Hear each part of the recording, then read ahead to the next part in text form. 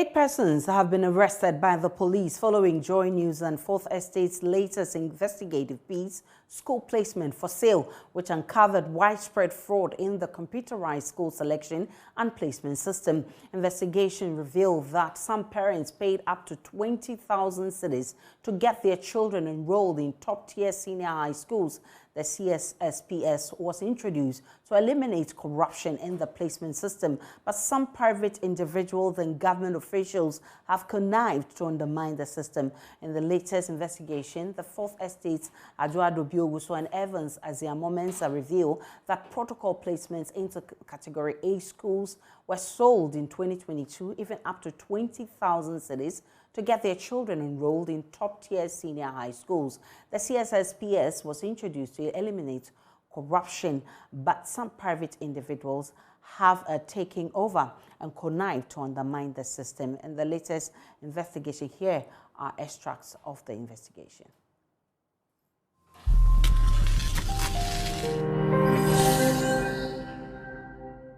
The Ministry of Education set up a resolution center at the Nat Hall complex to resolve complaints regarding the computerized school placement system. When the Fourth Estate visited the center, desperate parents were found negotiating and seeking help on the placement of their wards. In that building was a network of security men and cleaners who served as liaisons between the desperate parent and officials of the CSSPS. The Fourth Estate reporter who went undercover met Eric Agri, a cleaner. He indicated he could help change a placement from Apam Senior High School to Mfantiman Senior High School at a fee. Big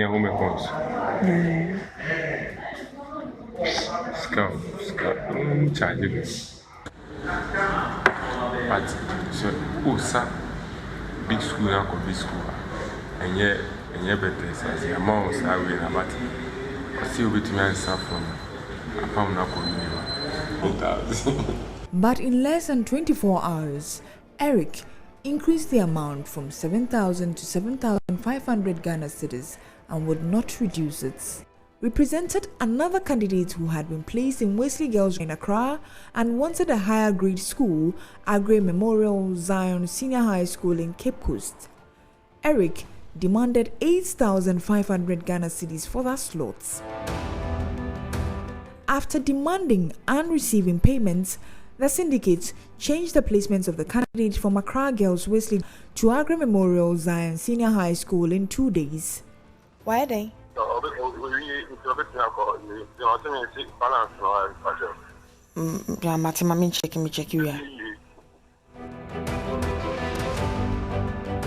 With 8,500 cedis, the CSSPS was undermined as placements was changed from Accra Wesley Girls to Agri Memorial Zion School, Cape Coast, and with 11,000 Ghana cedis, placements was changed from Presbyterian Senior High Technical School, Ibrahim, to Mfantiman Girls Senior High School.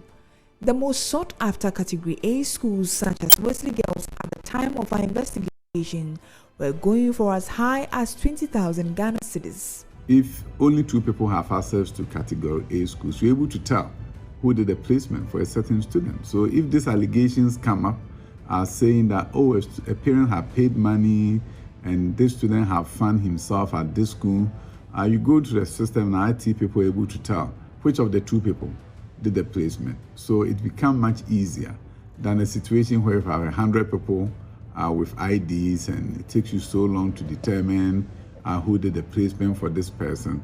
So that is why access to Category A is very restricted. If there's fraud in the matter, then myself as Director General and the Minister should take the responsibility. I fully accept that and I fully agree. But that is also the reason why I knew that I'm part of it. I took measures to ensure that the issues relating to corruption and the place on the payment of monies and things like that have been dealt with. And I wrote to the CID and then the BNI.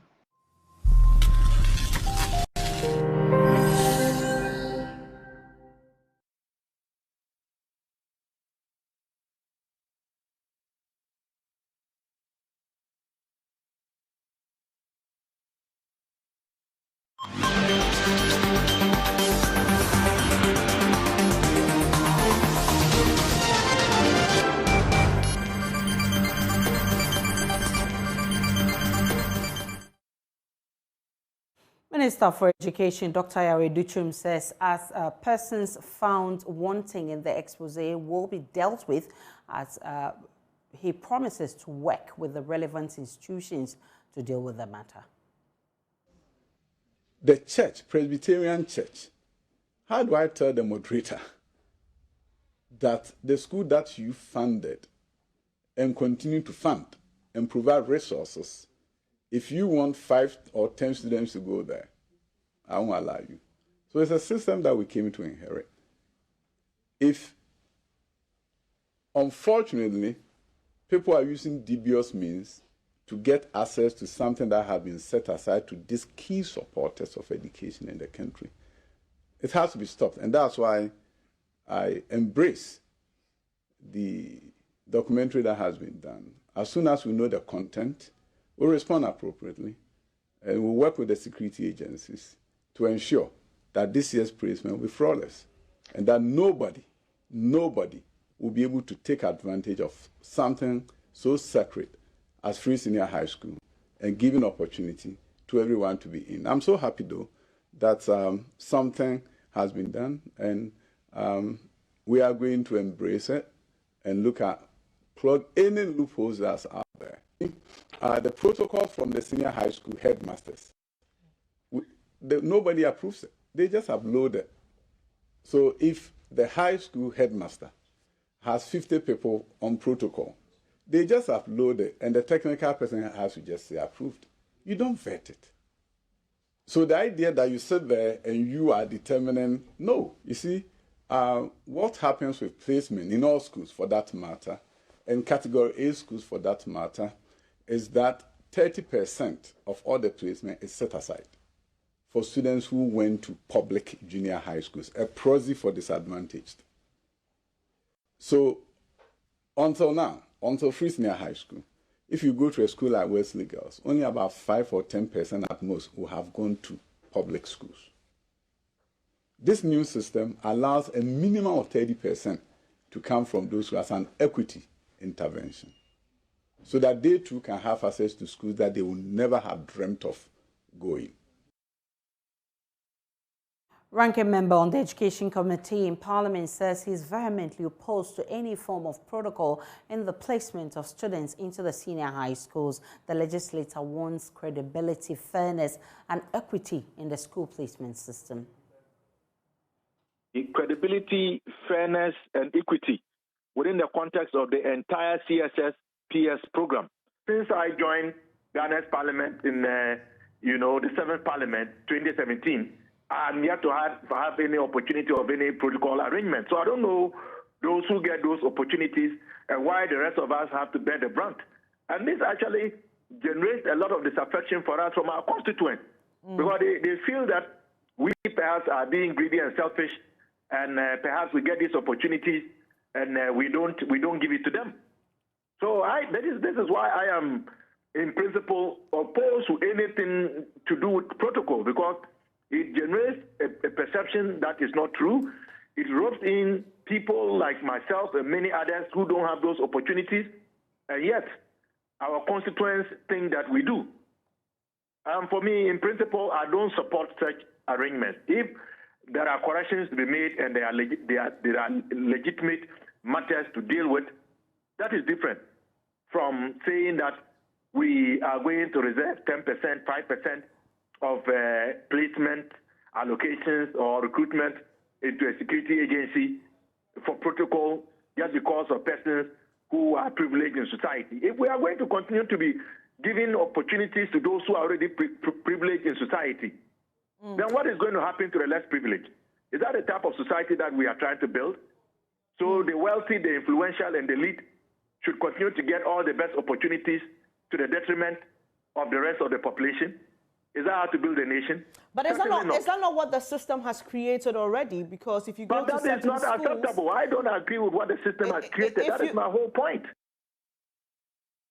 Dr. Clement Apak warns a special prosecutor to take special interest in this matter. The Director General and the Minister are the two persons who have access, unfettered access, as far as the placement system is concerned. and particularly so to do with grade A and grade B schools. So if we have seen that placements are being sold and auctioned for persons to get their awards into grade A and grade B schools, you cannot tell me that the minister can feign innocent. If he knows that he hasn't done that, he's done no wrong, then he should be the one eager. He should have been championing the call for an investigation to fish out those who are doing it so that he can exonerate himself. Barring that, and given the liturgical attitude of security agencies towards investigating this matter, it seems to suggest that it is an institutionalized cabal that is at work. And perhaps there are many tentacles that the octopus has. So my suggestion would be that at this point, we ought to be looking at the Office of the Special Prosecutor or the Commission for Human Rights and Administrative Justice to look into this matter. The disinterest of the security agencies is very telling. And the fact that, quote unquote, this has been known to be happening, and yet calls for an investigation have not been championed aggressively, particularly by the ministry, leaves a lot to be desired.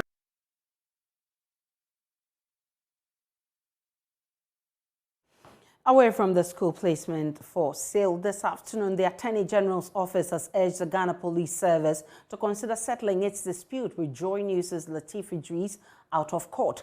Mr. Idriso and the multimedia group are in court demanding payment of damages for the assault visited on the journalist by policemen. An attorney at the office today informed the court a letter had been dispatched to the Inspector General of Police asking that he pursue settlement with the journalist who is currently battling various health complications as a result of the incident. Mr. Idriso's team say it's open to the settlement discussion, but wants the case to proceed. Court correspondent Joseph Akable has joined me in the studio. Joseph, how did the court receive this talk of settlement? So the court is open to the idea. In fact, the judge did say that it was important for the police and the Attorney General's office to pursue settlement, in that they consider this to be important and a more appropriate way to resolve the matter. And so they urge them to try and get that done. But a lead counsel for the multimedia and Latif Idris, Samson Ladi Anyanini, informed the court that when the issue happened, the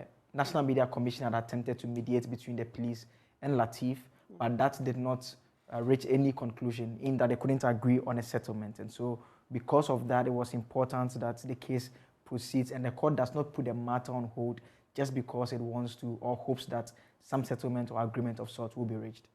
So the whole case started with Latif himself in the box. How did it go?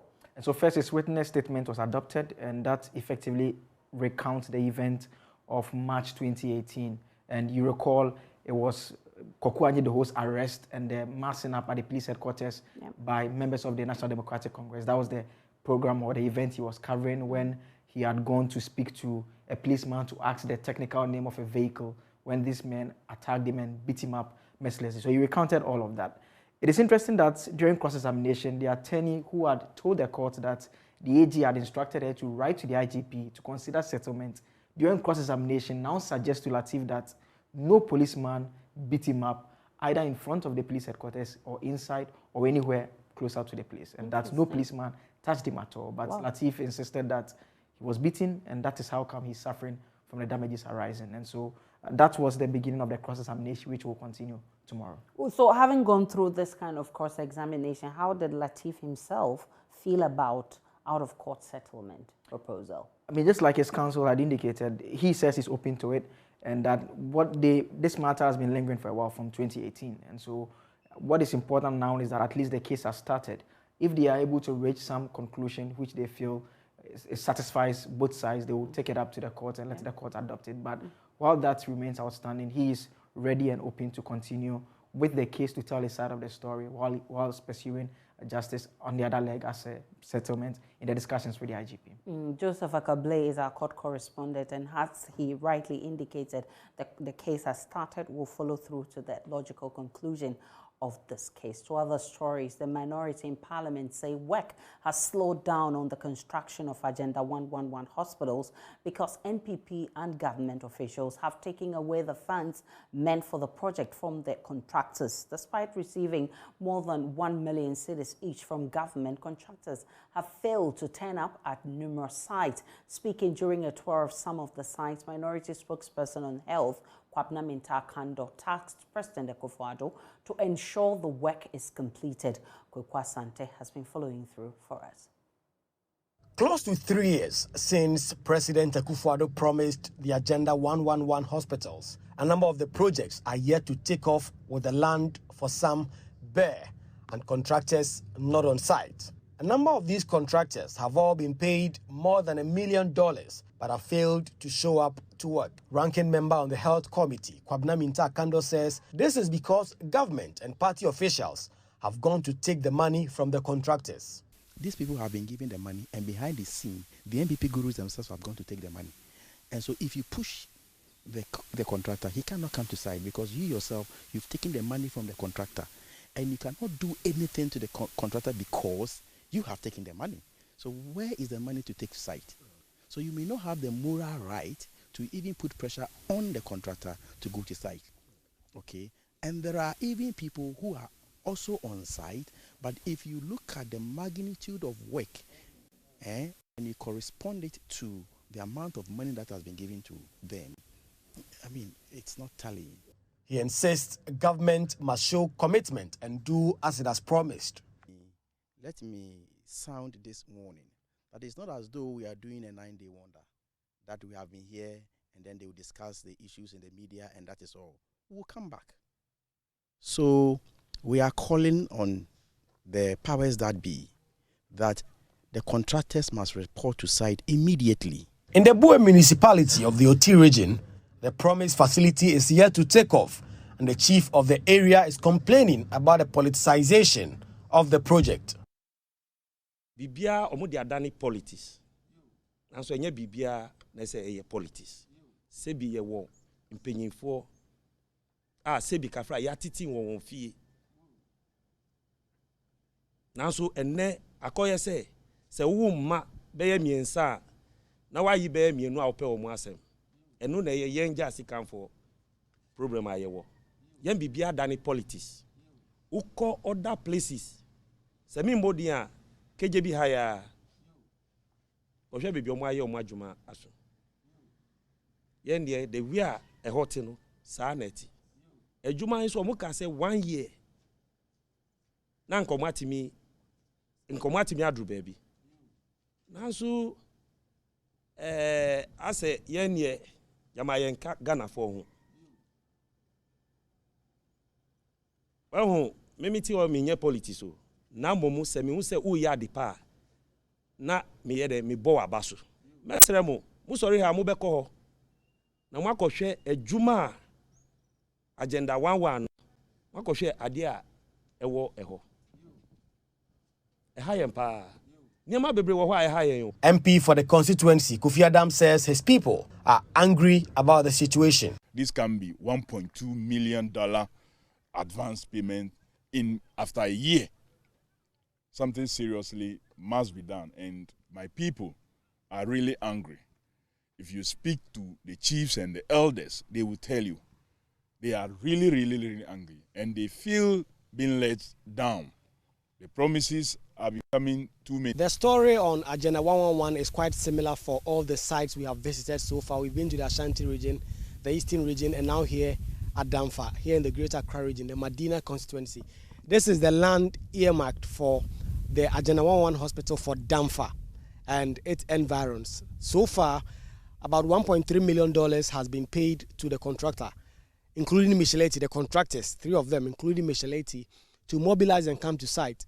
But no work has been done so far. Unlike even other sites where some excavations had been made, there is no such thing here. Indeed, you can still see some plantation, which presupposes that some farmers are still cultivating the land, contrary to government plan to use this for Agenda 111 and having advanced some form of money to the contractors close to a year ago. We understand payments of about $1.3 million were made in March of 2022, but no work has been done so far. And so all the sites we have visited so far with the minority on the health committee indicates that government needs to do a little bit more to supervise and monitor the Agenda 111 hospitals, which it seeks to help deal with healthcare in the country. With so many sites laying bare, with so many sites having no work being done on contractors not on site, government's timeline of 2024 will completely be a mirage. And also the idea that by 2027, much of it would have been completed will not come to pass. Reporting for Joy News, Kweku Asante, Danfa, Accra. The Council of Elders of the National Democratic Congress says it has received petition to look into matters that led to the change in leadership in Parliament. But as it does that, a group calling itself that will take a break and return shortly.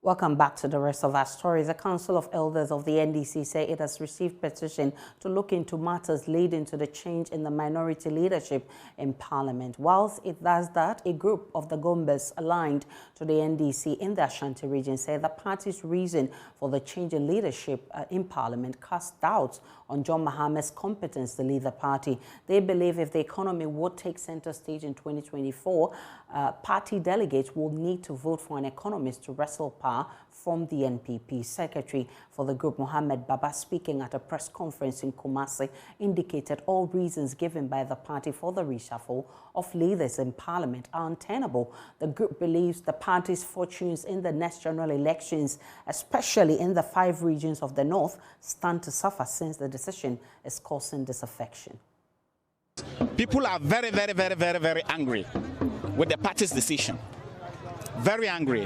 And in a way too, it can even affect the victory of John Dramani Mahama, who is also a Northerner. Because he mentioned that they have to choose leadership with economic backgrounds, and he don't have one. So indirectly, the party chairman is campaigning for someone else, which is not his work for now. I learned those who will come out to be elected as flag bearers of the party, some of them have these economic backgrounds that he mentioned. So I'm referring to them. I'll not mention names. People are very, very aggrieved with what they've done. Some may not come out to even vote. Others will vote something that we term as a skirt and blouse. They may vote for a parliamentary candidate of their choice, vote for a presidential candidate of another, which will affect the party NDC. Finally,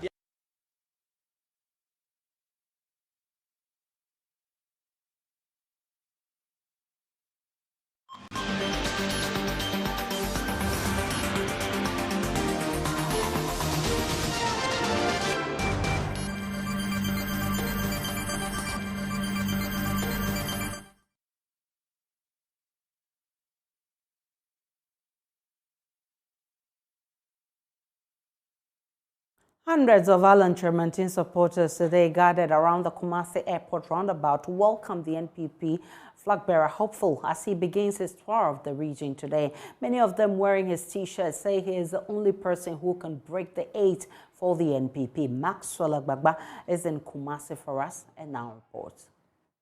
Are gathered here, waiting patiently for Alan Chermantin's convoy to arrive. We're very close to, this is the Kumasi Airport roundabout, and you can see all these women, ladies, dancing and singing.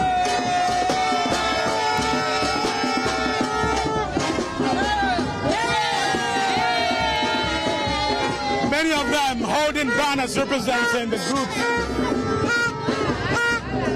the Zongo movement for Alan Kojo Chermantin. Let's get closer.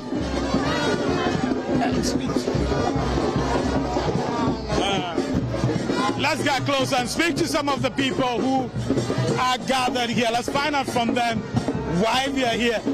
Hi, what's your name? My name is Benjamin Obey from Bosomche, Jacha Pramso. Why are you here today?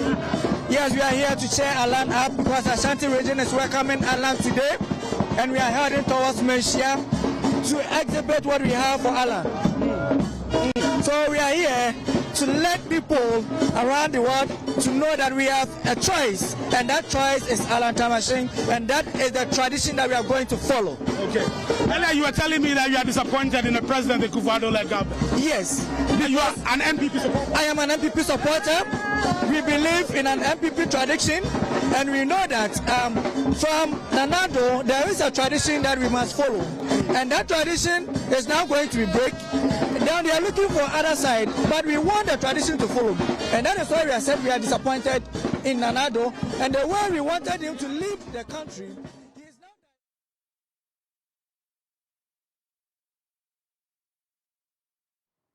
Maxwell Agbagba is our man on the beat for us. He joins us with more. Maxwell, what more can you report? What is the man Alan Tremantin telling his supporters? Hello, Maxwell. Maxwell Agbagba, what more can you tell us from Alan Tremantin, that flag bearer hopeful for the NPP? Well, he just arrived, let me say, about 20 minutes ago at the Minister Palace. Everybody's seated. We're waiting for some to arrive here on the ground. That all is set now. We are informed that after the meeting with the Asante Henning, he'll be the meeting at the executive of the NPP, and then later we're told that there'll be a beginning of NPP supporters and Alan Tremantin supporters and experienced here. But we have hundreds of NPP supporters and Alan Tremantin supporters working with him all the way from the airport up here to the Menchia Palace. There's still a big crowd, outside here at the Menchia Palace, waiting for this meeting to end so that we can continue with him and move to the next meeting where the meeting with the NCC executive, will be happening. Maxwell Agbagba is a man following Alan. We'll bring you more in our subsequent bulletins. We'll take a break on JoyNews today. When we return, there's business.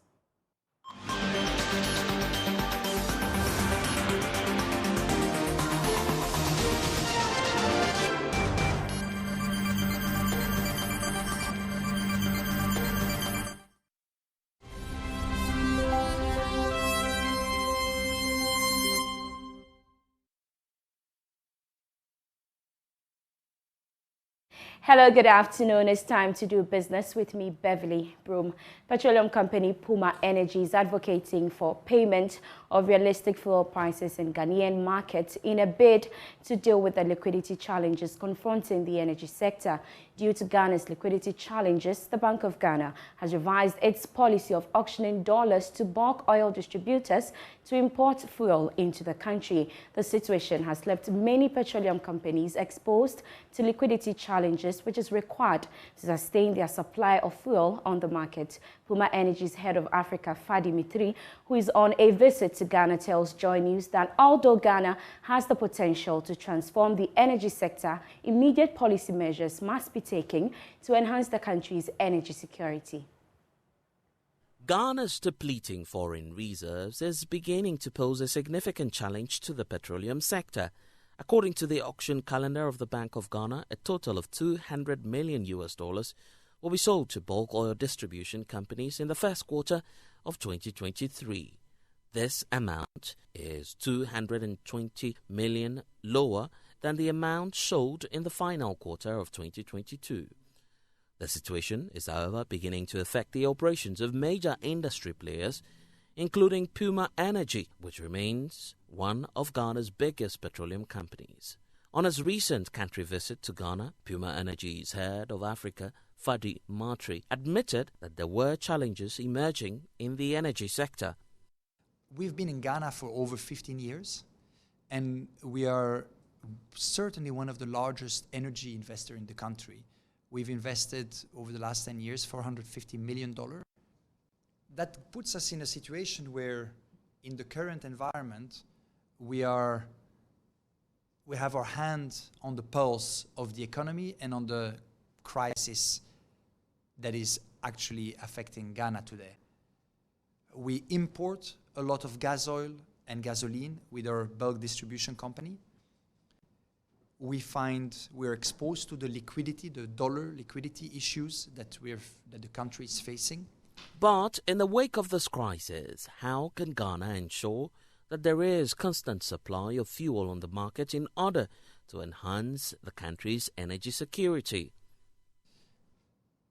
The answer to that from Puma's perspective is that what can ensure that supplies reliably arrive in Ghana is that Ghanaians are always able to pay the fair market price for the supplies. Now, Ghana is a deregulated market, which means that the price at the pump can move, but the price is in cedi. So if the foreign exchange is not allowed to move based on the market, then there will be problems. Today, the ability to access foreign exchange, to access dollars, is very constrained. A company like ourselves, which operates in many markets around the world, used to go regularly on Bank of Ghana auctions and receive the necessary dollar allocation for its purchasing program. We're not receiving that anymore.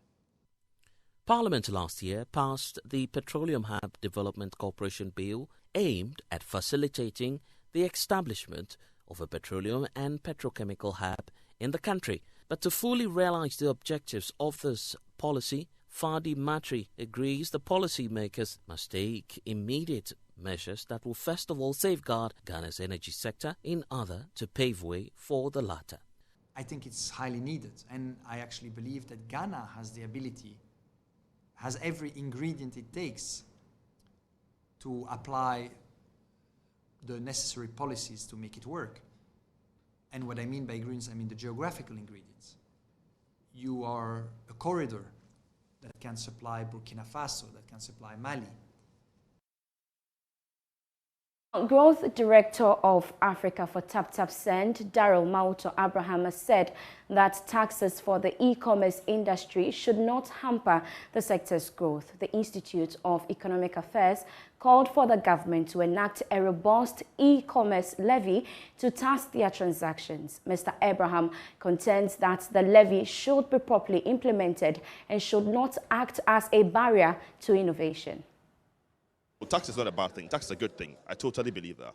It's good to tax the right places at the right time for the right reasons, right? And that's what's important. It's not so much about e-levy. So can we tax more e-commerce stuff? Yes, you can. Where is that tax? That tax should not end up in the pockets of people. That tax should be a corporate tax. That tax should be on the companies who are selling things or the companies who are dealing in Ghana. The GRA should be expanding the tax net by dealing with the companies and make sure that corporation tax within the e-commerce space works. And I'm a big fan of that, and I want that to increase. What I don't want to happen is to put taxes in the way, which means that it stifles innovation and it stops people developing new products because they feel that there'll be a tax on it, so therefore they won't do it. So yeah, e-levy should go, but increase e-commerce tax, yes you can, but put it in a place where it makes sense and not in a place where it stifles innovation and stops innovation from happening. I think one of the biggest things is education and exposure, right? So the fintech industry is not yet connected to education. So lots of people are going through school not knowing what fintech is. Lots of university students are graduating having no idea what fintech is. What we should be doing now is opening access and educating people who are in universities, people who are coming through the system, the young ones, to embrace fintech, be curious about fintech, find out what it is. There is a range of things that fintech means. It covers a broad range of things, but most of our young people don't know what it is. So let's open access. Let's connect the fintech industry to education system to make sure that people who are going through school understand what fintech is and know that they can have careers and futures in fintech instead of the traditional, oh, I'm going to work in a bank. Yeah, that's great, but you could also work in fintech. Head to myjoyonline.com/business for more stories. My name is Beverly Broom. Next is sports.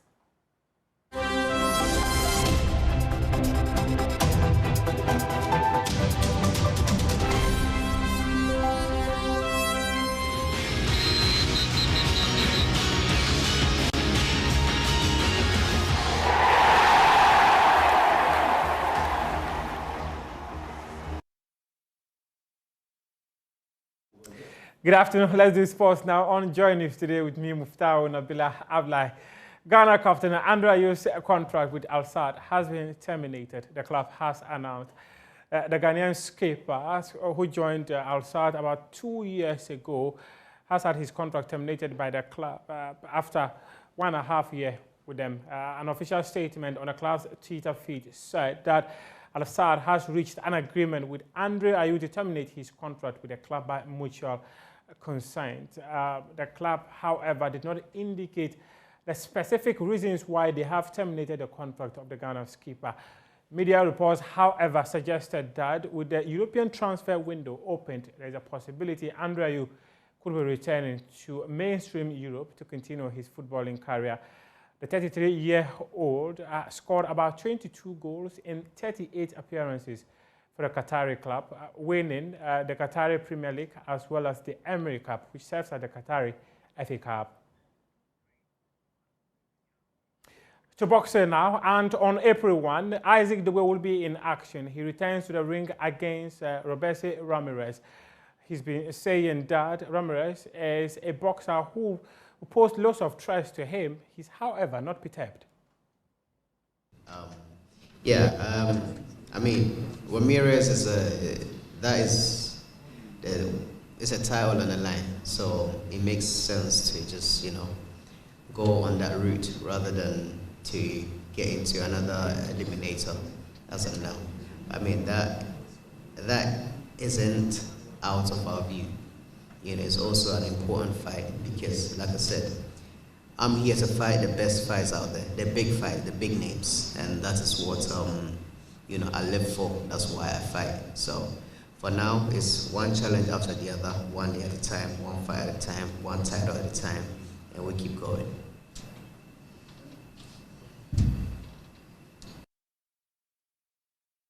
That's your sports for now, but we do have more sports stories on myjoyonline.com and also at 2 p.m. when my colleague Nathaniel Arthur comes your way with sports today. Up next is World News.